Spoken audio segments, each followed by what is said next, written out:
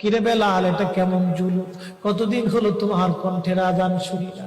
বেলাল রে, তোর কি মন চায় না আমি নবীর জিয়ারতে আসতে? বেলাল আয়, আমি নবীর জিয়ারতে আয় রে বেলাল আয়। কতদিন হলো তোমার কণ্ঠের আজান শুনি না।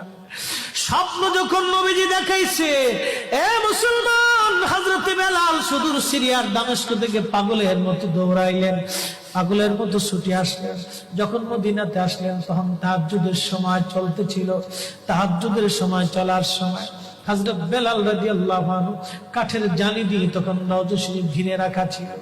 ওই জালির পাশে বসে বসে জালির সঙ্গে মাথা ঠেকাইয়া নবীর পাগল বসে বসে গুনগুন গুনগুন করে কাঁদে আর বলে, হুজুর আপনি আসতে বলেছিলেন, গোলাম এসে হাজির হয়েছে। নবী গো, আজান দিতে বলেছেন, আমি আজান দিলে আপনি আগে নামাজ আসতেন, এখন আজান দিলে কি নবী আপনি নামাজে আসবেন?